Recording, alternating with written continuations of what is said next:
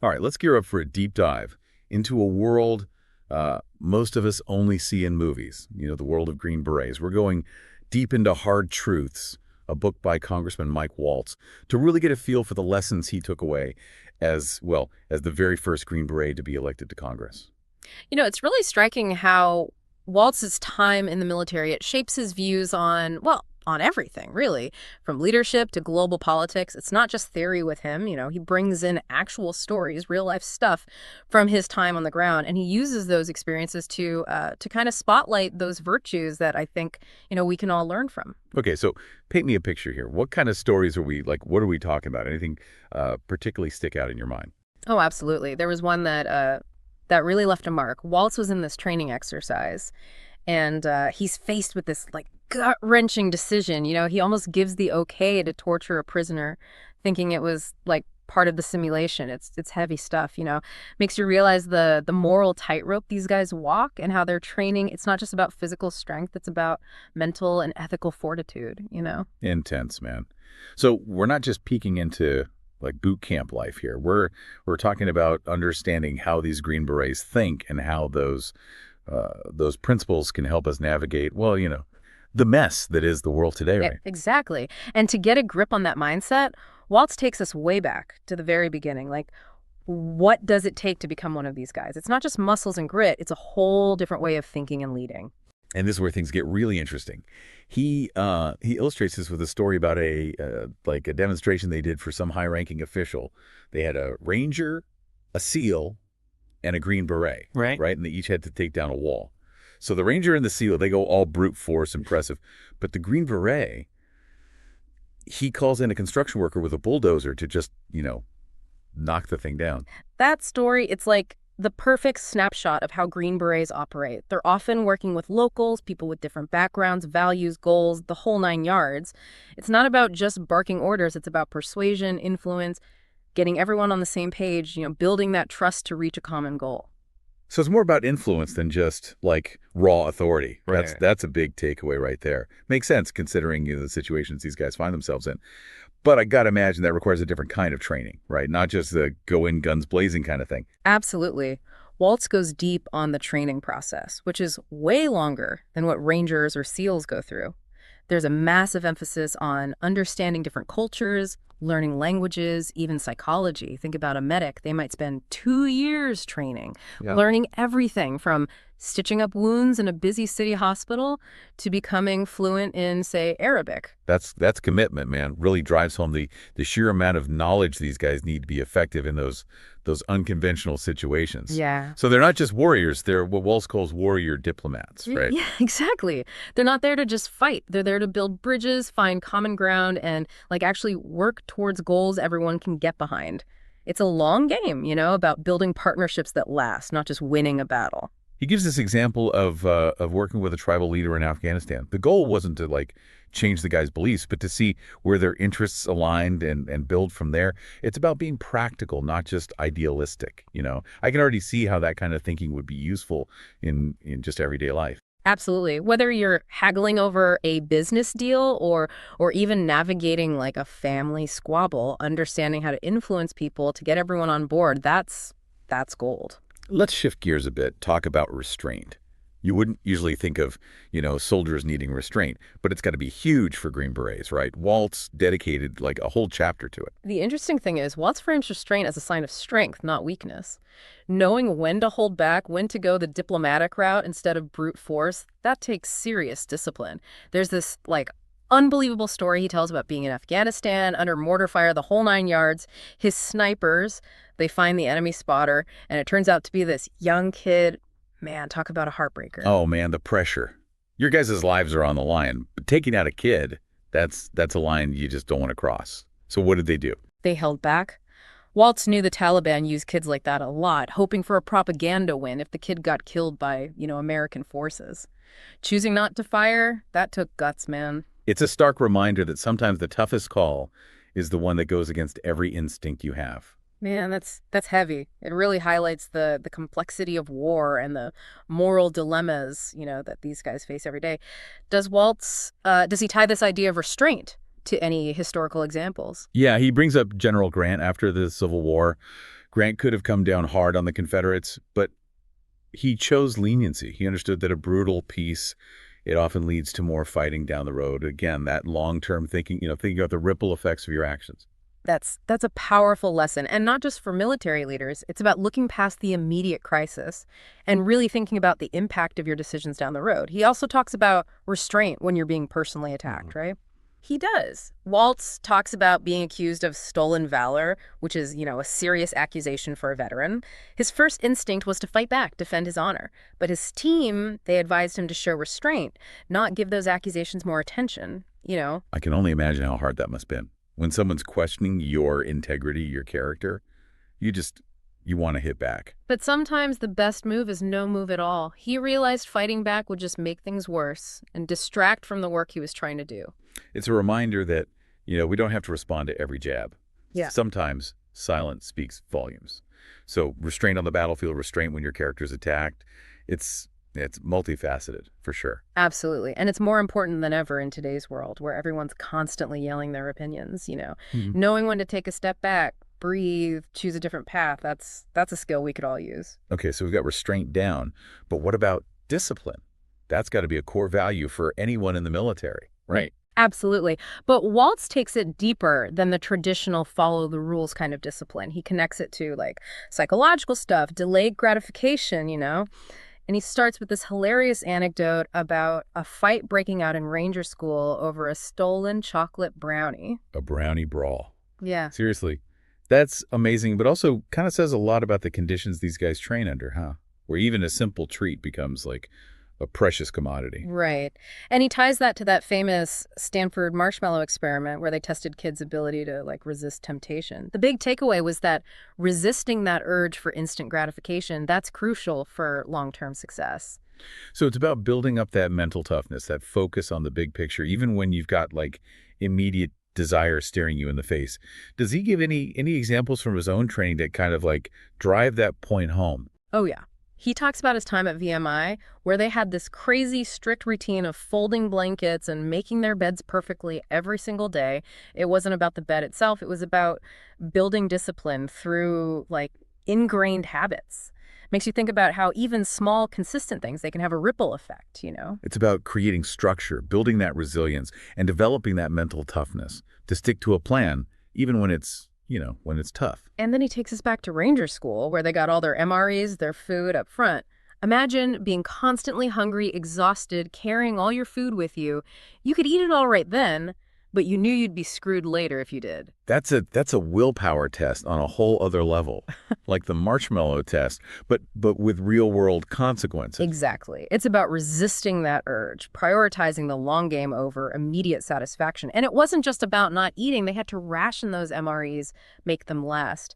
That took planning, strategic thinking, even under pressure. And then the story about saving a pack of Skittles, using them as a reward system during a brutal march. That's putting those principles to work. He knew that even a small reward, spaced out, could help keep spirits up, keep him pushing forward. It's like the psychology of motivation in action. Love how he blends those psychological insights with real-world stories. Makes the whole idea of discipline way more relatable and something you can actually use. He also talks about discipline in following orders, even when you don't get the why behind them. He tells this story about messing up during training, losing both their main and backup radios because he didn't, plan for a routine task. Sounds like a rookie mistake, underestimating the little things. But the important part is that he owned it, learned from it, used it as a lesson. It's about accountability, taking responsibility, even when it sucks. That ties back to his respect for earned credentials. He talks about how he always looks to people who've proven their discipline, their character through tough challenges. It's about recognizing that experience matters. Those who've been through the ringer, they often have the best insights, He mentions this mentor he had at VMI, a Green Beret sergeant major. Just his presence demanded respect because of what he'd overcome. So true authority's earned, not just given. Right. Respecting those who've put in the work, who've demonstrated their competence and resilience. And he brings it home with a story from his congressional campaign. He was massively outspent by his opponent, but won by sheer hard work, knocking on more doors, making more calls. He even used his Skittles trick during the campaign, one after every good interaction on a voter's porch. No way. That's amazing. Perfect example of how discipline and just like rolling up your sleeves can overcome, well, pretty much anything. And that message, it goes way beyond politics, you know? It does. It's about realizing that success, a lot of times it comes down to the simple things. Putting in the work, staying focused, and refusing to quit. Principles we can all use no matter what we're doing. He even talks about this encounter he had with a voter, Sandy Rouse. Her son was a ranger killed in action in Panama. She told Waltz if he had the same discipline in Congress, that he had to have had to graduate VMI, be a ranger, and a Green Beret, he'd do just fine. Powerful statement, right? Shows the respect those earned credentials carry. A reminder that the values those programs instill, they're valuable in any field. Absolutely. So discipline on the battlefield, in training, even in politics, it's foundational for sure. It is. But another crucial skill for Green Berets, it's adaptability. They're always in unpredictable, rapidly changing situations. Walt spends a lot of time on this idea. He starts by describing his first time seeing Green Berets in action during the Gulf War. He was a tank platoon leader back then. What struck him was their unconventional approach, their ability to operate solo and like roll with the punches in tough situations, totally different from the rigid structure of a tank unit. Right. He was used to following orders, executing plans precisely. The Green Berets, they were different. More flexible, more agile, more focused on getting the job done, even if it meant bending the rules a bit. Clearly, this left a mark on him, like planted the seed for his future path. He tells this great story about talking to a Green Beret captain in Kuwait about the risks they take operating, behind enemy lines. The captain's response, it sums up their whole mentality. Move fast, be hard to hit, and always, always make sure one of our radios can reach the Air Force if we need them to come save our butts. Haha, classic. Confident, resourceful, but always prepared for things to go south, you know? And that adaptability, it extends to working with local forces. Waltz tells a story about a mission in Afghanistan where he was paired with a UAE, that's United Arab Emirates captain. Interesting. A Green Beret working with someone from a completely different culture. What did he take away from that? It was a great lesson in that cross-cultural collaboration that Green Berets are trained for. This UAE captain, he was amazing at connecting with the Afghan elders. He used their shared cultural background, their understanding of religion, to build that rapport and deliver a message that resonated. So understanding the nuances of the local culture, using that knowledge to tailor their approach, and ultimately getting the job done. Exactly. The UAE captain wasn't just there to fight. He was there to win hearts and minds, to convince those elders to support the coalition. It's a lot more nuanced than just relying on, military force. Another example of how Green Berets use their partners' strengths. They're not trying to be the hero all the time. They're building teams, sharing knowledge, and working together to achieve a goal everyone can get behind. He also describes a situation where he had to adapt on the fly when one of his medics got badly wounded during an ambush. He's juggling multiple things at once, treating the medic, directing his men, coordinating with the UAE guys, and calling for air support, all while under fire. Talk about thinking on your feet. That's some serious multitasking under pressure. It was chaos, pure danger, and it really tested his training, his ability to stay calm.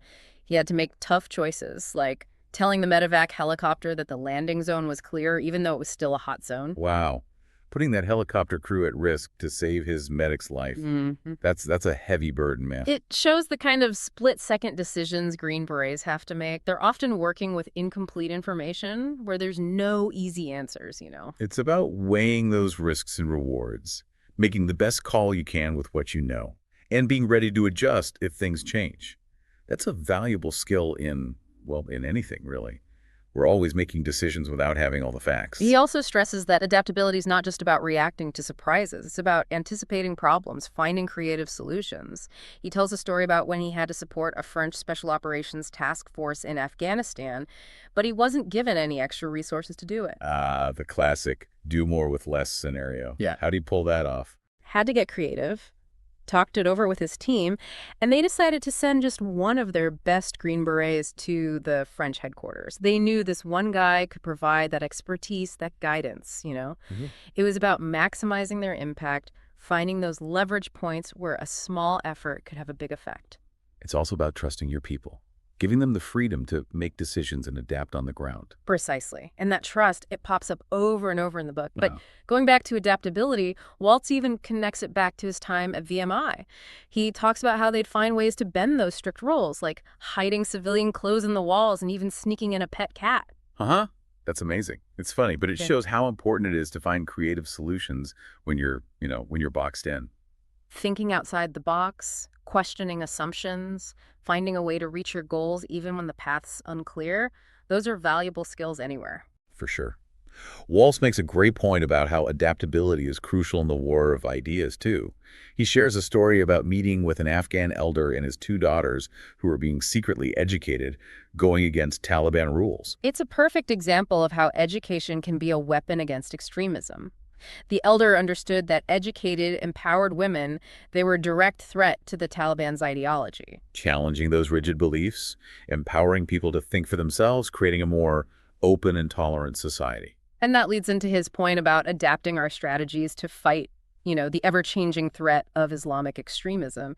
He thinks we need to move beyond just military solutions and focus on dismantling the ideology itself. It's about winning hearts and minds, showing the flaws in that extremist thinking, and offering a better vision for the future, right? He draws a parallel to the decline of communist-inspired terrorist groups, saying they faded not because we killed every fighter, but because the ideology itself lost its appeal. Ideas matter, man. He also argues for changing how we deal with adversaries like Iran. He thinks we need to understand their motivations, their weaknesses, and how things work internally. It's about moving beyond those simplistic narratives and coming up with more nuanced and effective strategies. He criticizes that tendency to jump to military solutions, urging us to be more creative and adaptable in our approach. He even compares our approach to Israel's, a country constantly facing threats and known for, adapting and innovating their security strategies. Learning from those who've successfully tackled similar challenges, that's key. And he argues we need to be bolder, more willing to take calculated risks and shake things up. It's about understanding the world's a dangerous place and that complacency can be just as deadly as recklessness. He also talks about how he pushed back against the Obama administration's plan to set a timeline for pulling out of Afghanistan. He argued it sent the wrong signal to our allies and our enemies. It's about having the guts to stand up for what you believe in, even when it's unpopular or risky. It's also about recognizing that good leaders, they listen to different viewpoints, they're open to new ideas, and they're always looking to adapt and improve. He's also critical of appeasement, arguing that it often emboldens aggressors and, makes conflict more likely. He uses Russia's annexation of Crimea as an example, saying the West's weak response just encouraged more aggression. Strength and resolve, those are often the best deterrents, right? And when it comes to China's rising power, he advocates for a more asymmetric approach, going beyond traditional military thinking. So recognizing that warfare is changing, we're facing new threats, and we got to adapt to stay ahead of the curve. He makes a strong case for being more innovative, embracing new technologies and approaches, and being willing to challenge the status quo. It's a call to action, reminding us that we can't be complacent in the face of these challenges. He also highlights the importance of domestic strength and resilience. A strong, united America, that's the foundation for projecting power and influence globally. National security starts at home, right? Our economy, our social fabric, our commitment to our values, those are all key parts of our overall strength. And that leads to another interesting concept Waltz explores, this bottom-up leadership idea. Oh, I'm interested. Tell me more about this bottom-up leadership. He draws this parallel between how Green Berets operate and the founding principles of America. He argues that both rely on empowering individuals to take charge and, drive success.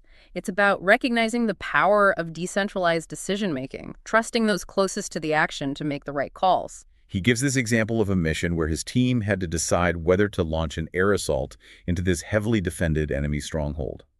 High command was hesitant, worried about the risks, but Waltz, based on his team's assessment, decided to go for it. It was bold, but it came from a deep understanding of the situation and a willingness to trust his team's expertise. So bottom-up leadership, it's about empowering those on the front lines to make decisions, but within a framework of, clear goals and values. Exactly. It's about building that culture of trust, where people are encouraged to take initiative, be innovative, and challenge the norm.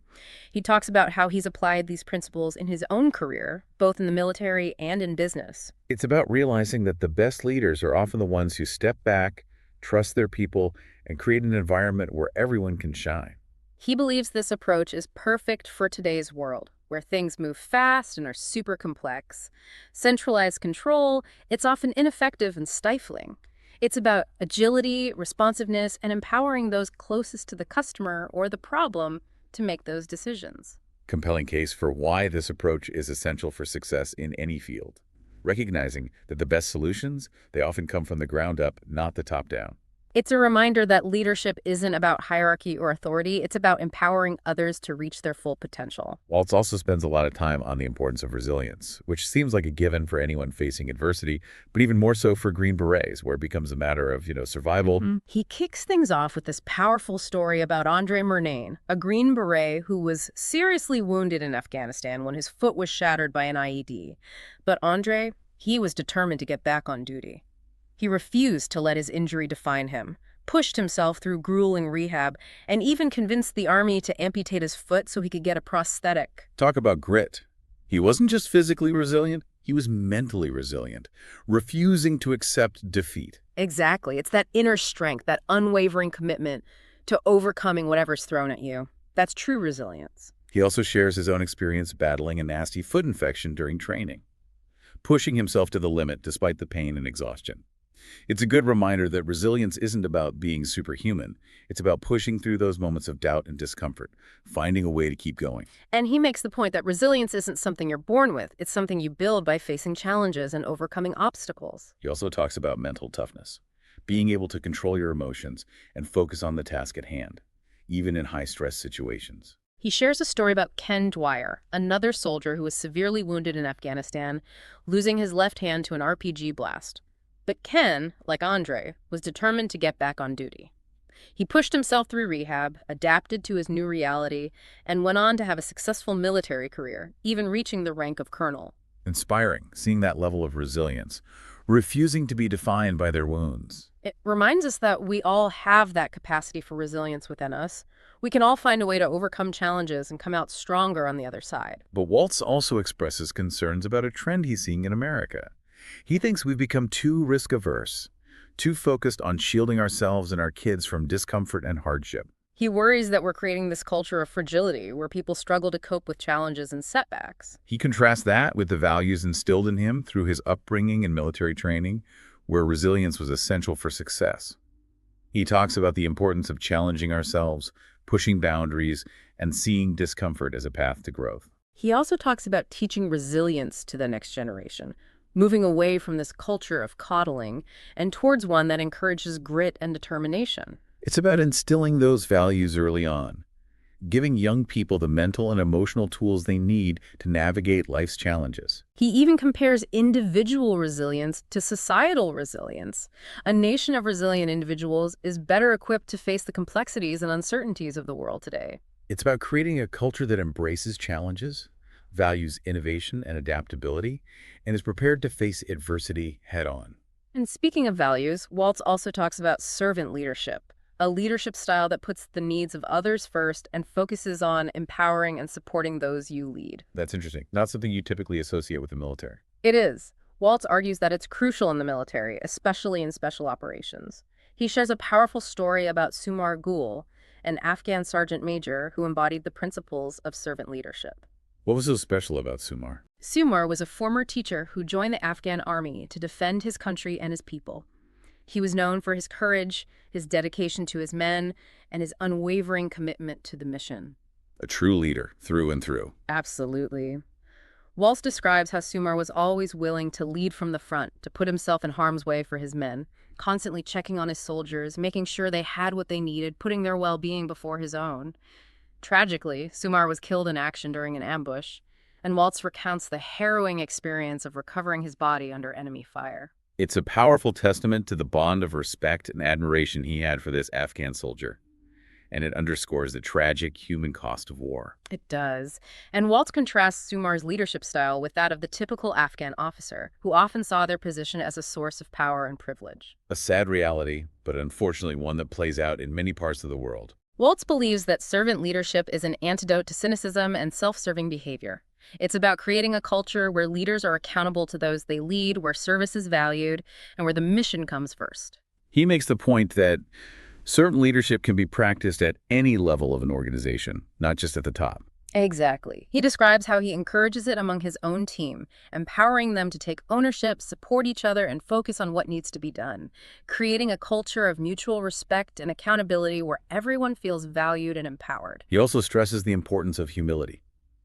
Leaders aren't perfect, and they need to listen to and learn from those they lead. It's about being more collaborative and inclusive where everyone has a voice, and he also talks about leading by example, showing the values of servant leadership through your actions, how you carry yourself.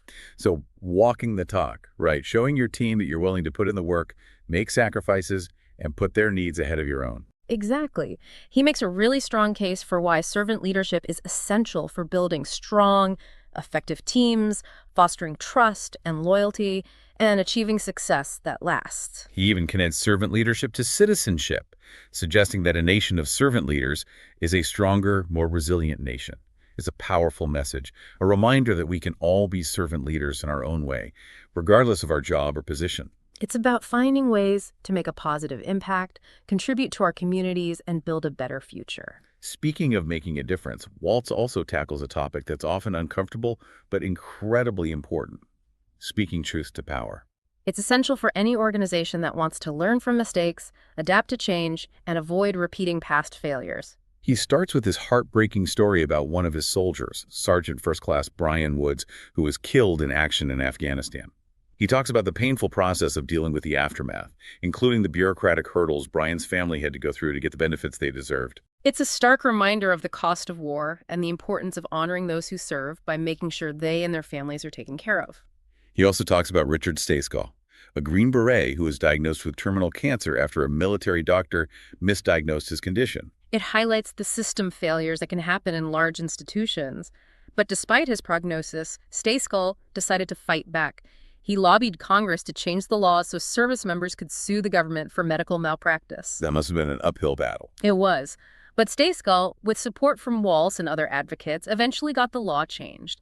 It's a great example of how one person, armed with the truth and the determination to make a difference, can challenge the system and bring about real change. It's about having the guts to stand up for what's right, even when it's hard or unpopular. And it reminds us that we all have a responsibility to speak truth to power, whether it's in our workplace, our community, or in government. Waltz also shares his own experiences speaking truth to power, even when it meant challenging his superiors. He describes a time when he pushed back against then Secretary of Defense Donald Rumsfeld about the U.S. government's approach to the drug trade in Afghanistan. What was the problem with the drug trade? At the time, the general thinking was that it was a local problem for the Afghan government to deal with.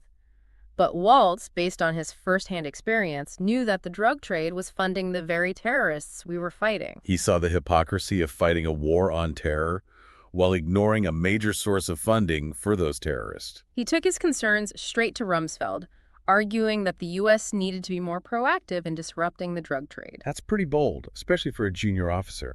How did Rumsfeld react? Not well. He pretty much dismissed Waltz's concerns and told him to leave it to the State Department. So he got shut down, but he still raised a crucial issue and showed the importance of speaking truth to power even when it's uncomfortable. Exactly. He planted a seed. Sometimes that's all you can do. He also talks about challenging the conventional wisdom about those heavily armored vehicles in Afghanistan. He does. This was during the peak of the war, when IED attacks were a constant threat. The Pentagon mandated the use of MRAPs, those mine-resistant ambush-protected vehicles, for all patrols. They were designed to protect soldiers from IED blasts, but they were also heavy, slow, and hard to maneuver. So a classic trade-off. Yeah. Protection versus mobility. Right. And Waltz, based on his experience, felt that the MRAPs, while well-intentioned, were causing new problems. What kind of problems? He argued they were making it harder to connect with the local population, gather intel, and carry out effective counterinsurgency operations. So that focus on force protection was actually hurting the mission. Exactly. He took his concerns up the chain of command, arguing for a more nuanced and effective approach. It's a great example of how speaking truth to power isn't always about dramatic confrontations or whistleblowing. Sometimes it's about having the courage to raise tough questions and advocate for a better way forward. He also talks about speaking truth to power as a congressman. He describes a meeting with President Trump aboard Air Force One, where he voiced concerns about the Trump administration's plans for withdrawing from Afghanistan. What were his concerns? While he supported ending the war, Waltz was worried that the withdrawal was happening too fast and could lead to the Taliban regaining control. So he was pushing for a more cautious and strategic withdrawal. Yes. He emphasized the importance of having a plan for the withdrawal, making sure our Afghan allies were protected, and maintaining a presence in the region to fight terrorism. He draws comparison to the Obama administration's withdrawal from Iraq, which he believes helped create ISIS. He's a big believer in learning from past mistakes. He also talks about his efforts to raise awareness about the chaotic withdrawal from Afghanistan under the Biden administration. He tried to warn everyone about the potential consequences of a rushed and poorly planned withdrawal. He was especially critical of abandoning Bagram airfield, a key strategic asset, and relying on the Taliban to provide security during the evacuation. He saw those decisions as not just strategically bad, but morally wrong, because they put American lives and the lives of our Afghan allies at risk. He's a fierce advocate for accountability, making sure that those responsible for the failures in Afghanistan are held responsible. He also criticizes the tendency to make national security a political issue. He argues we need to find solutions that are in the best interest of the country, regardless of party. He's a strong believer in bipartisanship, in working together to address the biggest challenges facing the nation. And he's a passionate advocate for veterans' issues. He is. He advocates for tackling challenges like PTSD, making sure veterans have access to health care, and creating opportunities for veterans to succeed in civilian life. He also discusses the importance of civilian-military relations, making sure there's understanding and appreciation between those who serve and the people they're serving. He believes in a well-informed and engaged citizenry that understands the sacrifices made by those in uniform. He's also a strong advocate for a strong national defense, making sure America has the military capabilities it needs to deter aggression and protect its interests around the world. He's definitely not afraid to be, well, hawkish on foreign policy. Sounds like he's calling for strength and taking a proactive approach. He is. He's also a big believer in the importance of domestic strength and unity.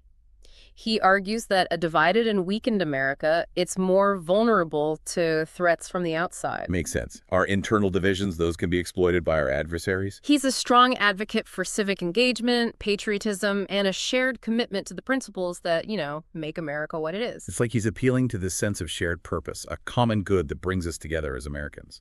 He is. He believes that America has a unique role in the world as a force for good, for freedom, and for human dignity. So a patriot, a warrior, a leader who's not afraid to speak truth to power. He's also a Green Beret, a congressman, and someone who's dedicated his life to serving his country. Pretty inspiring, if you ask me. It is, and he gives us this roadmap for how we can all be better leaders, more courageous citizens, and more resilient individuals.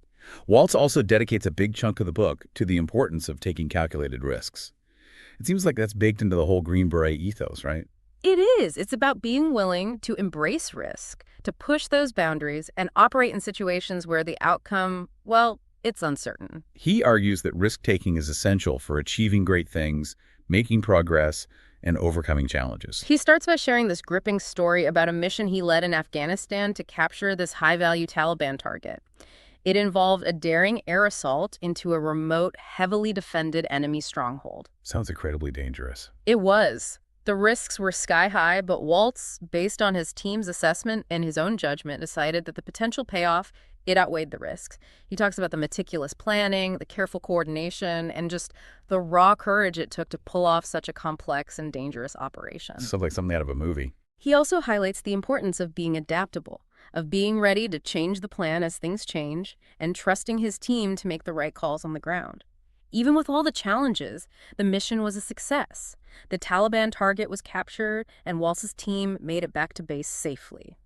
A testament to calculated risk-taking, combined with, well, careful planning and trust in your team. Exactly. It's a powerful example of how those elements can lead to amazing results. But Waltz goes beyond just the military stuff and argues that this calculated risk-taking, it's crucial for innovation, for entrepreneurship, for progress in any fields, really. He seems to be pushing back against that risk-averse culture that's becoming more and more common, where people are more worried about avoiding failure than they are about, achieving success. He is. He argues that this fear of failure, it can paralyze you, stifle creativity, and prevent us from reaching our full potential. He's encouraging us to embrace risk, to be bold in how we think, and to step outside our comfort zones. Exactly. And to learn from our mistakes. He sees failures as opportunities for growth. That's a healthy way to look at it. It's not about avoiding failure, but about learning from those mistakes and using them to fuel future success. He also talks about calculated risk-taking when it comes to national security policy. He argues that America needs to be more willing to challenge the status quo, to confront aggressors, and to defend its interests around the world. So he's calling for a more assertive foreign policy, one that's willing to take calculated risks to advance American interests and values. Yes. He's critical of appeasement and caution, saying they just embolden our adversaries and make conflict more likely. He's a strong advocate for a stronger military, for staying ahead in technology and making sure America has what it takes to deter aggression and win any fight. He's definitely not shying away from a strong military stance. It sounds like he sees a strong military as key for maintaining peace and security. He does. He's also a strong advocate for a strong economy, energy independence, and a robust industrial base as key parts of national security. So it's not just about military power. It's about a more holistic approach to national security that includes a strong economy and self-reliance. Exactly. But he also brings it back to the personal level. He talks about calculated risk-taking in terms of personal growth and development. What did that look like? He encourages us to challenge ourselves, step outside our comfort zones, and pursue our passions, even if it means taking risks. He talks about setting big goals, being okay with failing, and learning from our experiences. He also highlights resilience, that ability to bounce back from setbacks and to never give up on our dreams. It's about having that grit and determination to keep going, even when things get tough. He shares a story about his own experience running for Congress, a decision that came with big personal and professional risks. He talks about the challenges, the sacrifices, and the uncertainties he faced. But he also talks about the rewards of pursuing his passion, of serving his country, and making a difference. It's a reminder that calculated risk-taking can lead to, well, personal and professional fulfillment. He also touches on parenting, arguing that we should encourage our kids to be adventurous, to explore the world, and to take on challenges that help them grow. He's critical of overprotective parenting, suggesting that it can stifle kids' creativity, independence, and resilience. So it's about letting our kids stumble, experience setbacks, and learn to overcome challenges on their own. Exactly. It's about getting them ready for the real world. And it's also about being role models, showing them that it's okay to take risks, to fail, and to get back up and try again. Leading by example, showing them that a life well lived often means taking risks and embracing the unknown. He also talks about trusting our instincts, being willing to make decisions even when we don't have all the facts, and being ready to adapt. Being decisive, being confident in our abilities, and never being afraid to take a chance. He challenges us to dream big, set ambitious goals, and never let fear hold us back. It's a good reminder that the greatest rewards often come with the biggest risks, and that the only way to achieve something extraordinary is to be willing to step outside our comfort zones and embrace the unknown. It's a message that's both inspiring and, well, a bit of a challenge. It reminds us that we all have the potential to do great things if we're willing to take those risks. Okay, one last theme that runs through Hard Truths is this idea of vigilance. It's not a flashy concept, but it seems really important, especially these days. Waltz emphasizes that vigilance isn't about being paranoid or constantly on edge. It's about being aware of what's going on around you, anticipating potential problems, and being prepared to respond effectively. It's like a more mindful approach to awareness, not letting fear control you, but being ready for whatever might come your way. Exactly. He connects it to that Green Beret mindset where being constantly aware of your surroundings is essential for survival in dangerous environments. So, alert, but not alarmed. Yeah. Proactive, but not impulsive. Ready for the worst, but hoping for the best. He talks about staying informed, understanding the threats and challenges you face, and constantly trying to learn and improve your knowledge and skills. That resonates with me. It's about being a lifelong learner, challenging what you think you know, and being open to new ideas. He also emphasizes building strong teams, surrounding yourself with people you trust, and creating a culture where everyone feels empowered. Shared understanding, collective commitment to the mission, and clear communication. Those are all key. And while having a plan is important, he also stresses being flexible and adapting as things change. Contingency planning, anticipating problems, and being prepared to shift gears when needed. He also talks about mental toughness, the ability to stay focused and motivated even when you face setbacks and adversity. That ties back to resilience, cultivating inner strength, developing ways to cope with stress, and never giving up on your goals. He also stresses the importance of taking care of yourself physically and mentally, making sure you're in the best shape to face those challenges. That's so important. We can't be effective, whether it's in our personal or professional lives, if we're burned out. He talks about prioritizing sleep, exercise, eating well, and managing stress, understanding that being vigilant depends on our overall well-being. He also talks about having a strong support system, people you can lean on for advice and encouragement. Makes sense. We're stronger and more resilient when we have people we can count on. And of course, he applies this idea of vigilance to national security, arguing that America can't afford to be complacent given the threats we face. He emphasizes the need for a strong national defense, strong intelligence capabilities, and a clear, assertive foreign policy. He sees vigilance as crucial for protecting our borders, our infrastructure, and our way of life. He also emphasizes cybersecurity, protecting our data and networks from attacks, and being prepared to respond to cyber threats. He advocates for a whole-of-government approach to national security. So it's not just a military issue, but something that involves diplomacy, intelligence, law enforcement, homeland security, and even economic policy. Exactly. He's reminding us that vigilance isn't just about protecting ourselves, it's about protecting our communities, our nation, and our way of life. He's calling on us to be more aware, more engaged, and more prepared to meet the challenges we face in this increasingly complex world. And he encourages us to apply this vigilance to our personal lives, too, being aware of potential risks and taking steps to protect ourselves and our families. It's practical advice like being careful online, protecting our personal information, and watching out for scams. He also encourages us to be vigilant in our communities, to report suspicious activity, and be ready to help our neighbors when they need it. He reminds us that vigilance isn't about living in fear. It's about living with awareness, preparedness, and confidence that we can overcome any challenge if we're ready for it. He wants us to be more proactive, more engaged, and more resilient. It's a powerful message, one that really hits home in today's world. He's calling on us to embrace that Green Beret mindset of vigilance, to be proactive in identifying and addressing potential threats, and to never take our safety and security for granted. It's a powerful call to action, urging us to not just understand these principles, but to really apply them in our lives.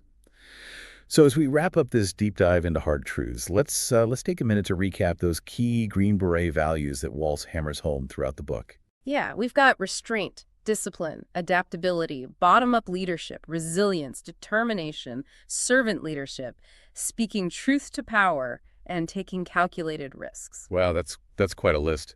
And it's really amazing to see how these values, forged in the heat of battle, they can be applied to, well, so many different parts of life. Think back to some of those stories we've talked about. Like Waltz almost giving the okay to torture a prisoner during that training exercise. Or that gut-wrenching decision he had to make in Afghanistan, not to shoot that young enemy spotter. And who could forget that Skittles rationing strategy during Ranger School? Talk about discipline. Those stories, they weren't just entertaining, they showed these values in action. Exactly. They weren't just abstract ideas. They were brought to life through real-world experiences. And that's what makes this book so engaging. It's not just some, theoretical textbook on leadership. It's a practical guide, grounded in the realities of combat and the lessons learned from facing life-or-death situations. Waltz also makes this unexpected connection between the Green Beret approach and the strength of America itself. He argues that the American experiment, with its focus on individual liberty, initiative, and self-reliance,